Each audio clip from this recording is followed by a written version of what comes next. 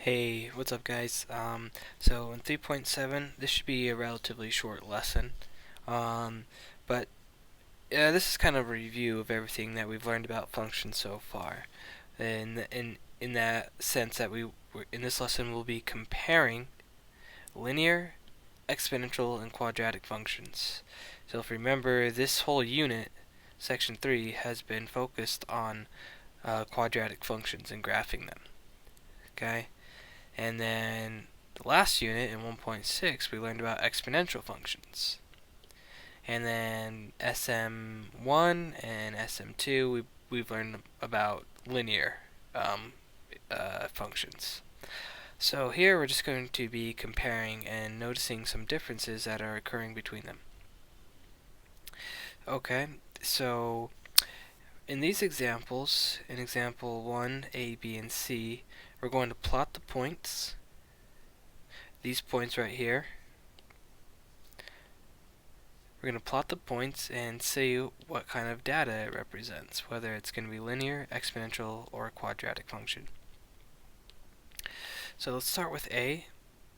So I'm going to go ahead and make my y-axis right here, my x-axis right here, and let's plot these points. So first one is 4, 0. So that's 1, 2, 3, 4. Sorry, 4, 4, and then 4 up. So 4, 1, 2, 3, 4. So that point is right there. Next is 2, 0, so go right 2 and up 0, so that should be right there. Next is 0, 0, so right there. The next is 1, negative 1, negative 1 half, so go to the right 1 and then down a half a unit. And then this one is negative 2, 4, so negative 2 to the left and up 4, so right there. So let's see what the dots are doing at left to right. Left to right. So you see that we're here, and then we come down here, and then there, and then there, and then up here. So that should look something like, that looks like a parabola, which means it's a quadratic function. So A represents a quadratic function. Remember that quadratic functions have the shape of parabolas. Okay. And then for the B, let's go ahead and graph that one. So again, I'll draw my Y, and I'll draw my X. So I'm going to do my scaling by 2 units, so every mark is 2 units. That's because up here I can see that I have a 7. So I want to make sure that I'm covering up to at least 7. So the first one is 0, 1. So go left or right 0 and then up 1 unit. Remember that this is 2, so that means halfway between them is 1. 2, 4, so right 2, so that's 2, and then up 4. 4, 7, so here's 4, and then here's 2, 4, 6, so 7 will be halfway between there, so it's right there. Negative 2, negative 2, so here's negative 2, and then negative 2. Negative 4, negative 5, so go, sorry, negative 4, negative 5, so negative 2, here's negative 4, so negative 5 should be right there. So left to right, you see that we're following just a straight line like that. So that would be a linear function.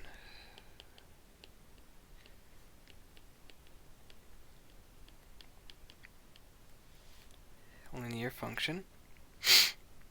And then let's graph this last one. Drawing my Y, my X. Again, I'm going to use a scaling of 2, and I say that because I have an 8 right here. So I need to make sure I can include that 8. So 0, 2 is the first point. So 0, 2. Second point is 2, 8. So right 2 and up 8. So here's 4, 6, and 8. So here's 8. So 2 8's right there. 1, 4. So that this would be 1 right here, and up 4 units should be right there. Negative 1, 1. So go to the left, negative 1, and then up 1. So that should be right there. And then negative 2 and 1/2. Oh, wait a minute. Sorry, this one right here, negative 1, 1.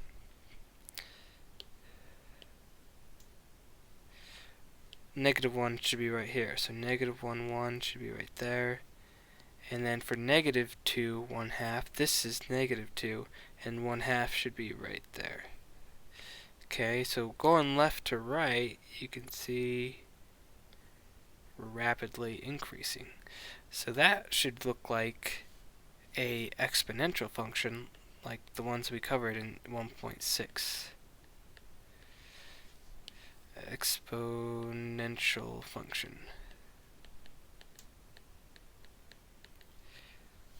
Okay, so if we're comparing these, I want you to, in your own words, so write down next to each graph in your own words, characteristics of linear, exponential, and quadratic functions.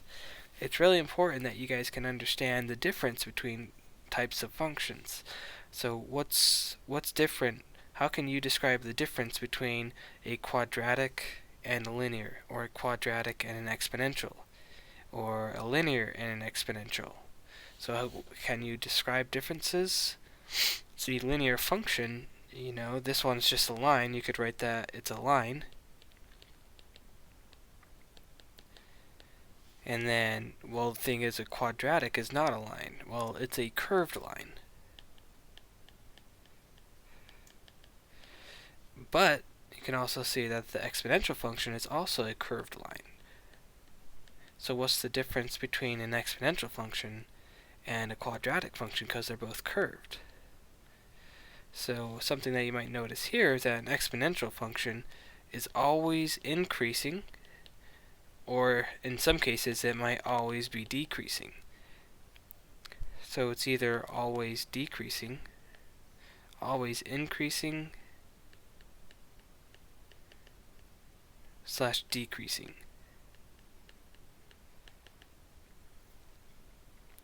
You see the quadratic, though, you can see from left to right, we're decreasing and then we're increasing. So both increasing and decreasing.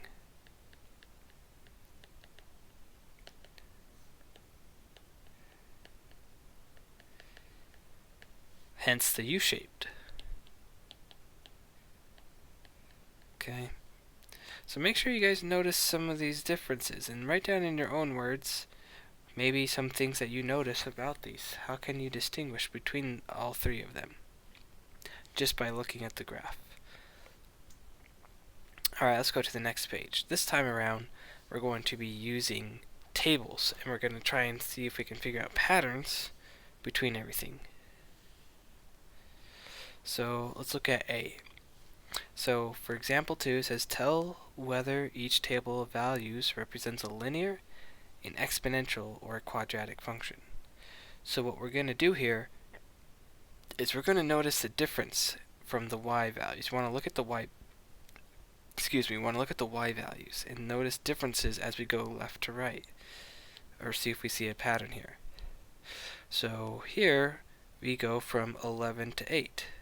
So all I know right there is that's 8 is less than 11 by 3, so I'm going down 3. From 8 to 5, that's also another 3 units down. 5 to 2, again I'm decreasing by 3, and 2 to negative 1, again I'm decreasing by 3.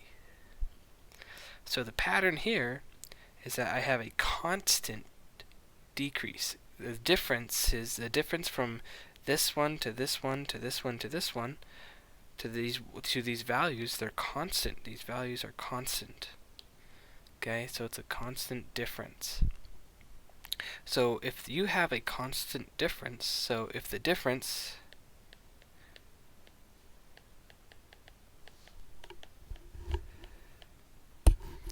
is constant, I guess I should say if the y value difference is constant, this represents a linear function.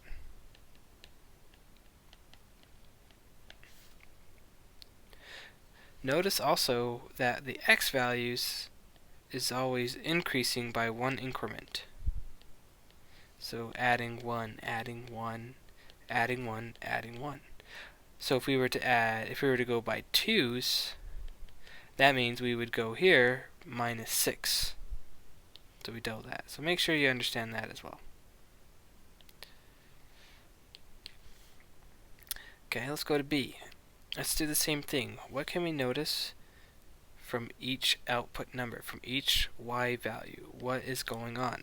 When we go from 1 to 2, 2 to 4, 4 to 8, 4 to 16. Well, I can see here that I'm multiplying each one by 2. 1 times by 2 is 2. 2 times by 2 is 4. 4 times by 2 is 8. 8 times by 2 is 16.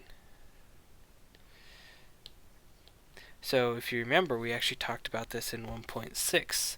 This is a common ratio because we're multiplying.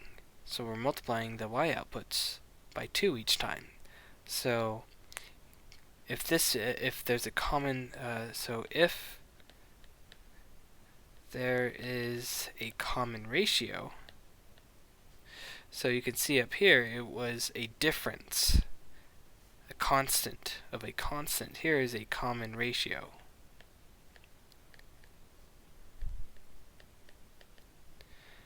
So common ratio. If there's a common ratio, this represents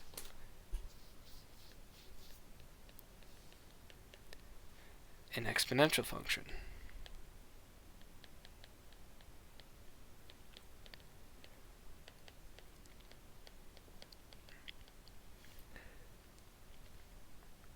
So again, we covered this in 1.6. Remember how we listed out the tables and we noticed that we're multiplying each output by 2.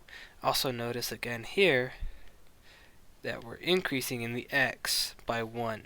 So each unit we go over to the right or on the x, each one unit we go over on the x, we're multiplying the y by 2. Alright, let's go to this one right here. Let's go to C. So let's notice some difference here. See if there's anything. So let's see. So from -1 to -2, I know that I'm actually decreasing by 2. I mean by 1 unit. From go to -1 to -2, that's subtracting 1. And then when I go to -2 back to -1, well there I'm adding 1. Go from -1 to 2, I'm adding 3. From 2 to 5, or 2 to 7, I'm adding 5. So there's really no common constant or common ratio right here. See, like up here, there is a subtracting of 3. In the second one, it was a multiplication by 2 from each unit over. Here, we're going -1, then +1, then +3, then +5. So there's nothing in common right there. So what we can do here, let's see if there's a pattern with this difference. So let's say from -1 to 1, from 1 to 3, from 3 to 5. Is there a difference between these ones right here? So to go from -1 to +1, you have to add 2. To go from +1 to +3, you have to add 2. To go from +3 to +5, you have to add 2. So this right here is what we call a second difference.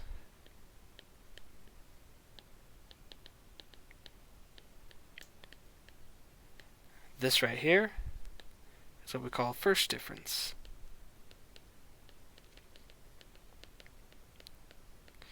So if your first differences show a common or a constant difference between the units, that means you have a linear function. If your first differences show a common ratio, it's an exponential function. If your first differences don't show anything, but your second difference right here, you see how we're back to having a common a difference. The differences are constant. So constant. So again, plus 2, plus 2, plus 2. We have a common, or the second differences are constant.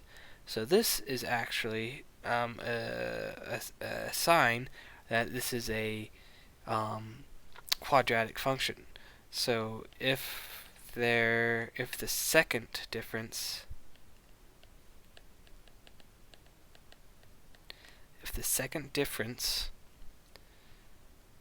are constant,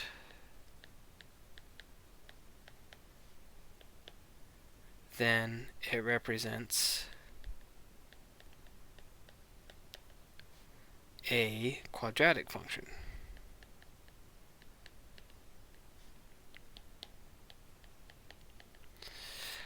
Another way that we could tell that this is quadratic as well is that we notice that actually there's a mirror effect. So right here, you notice that we go on the y, we go to -1, and then to the right of it is also -1. See, for -3, for the y, we would get a 2. For the -4, see, we'd get a 2, and then we would get a 7 over here. So that's because the quadratics are symmetrical, right? So here would be your vertex. This would be your vertex. And then you would see that we have a mirroring effect about the vertex. So that's another tell of whether or not you have a quadratic function, is if you can see a mirror over the vertex. So that's pretty much everything for this lesson that we wanted to cover. Just being able to identify differences and patterns between linear, exponential, and quadratic functions by looking at graphs and by looking at tables. So that should be pretty much it. So make sure that you do these notes and let me know if you have any questions when you come to class.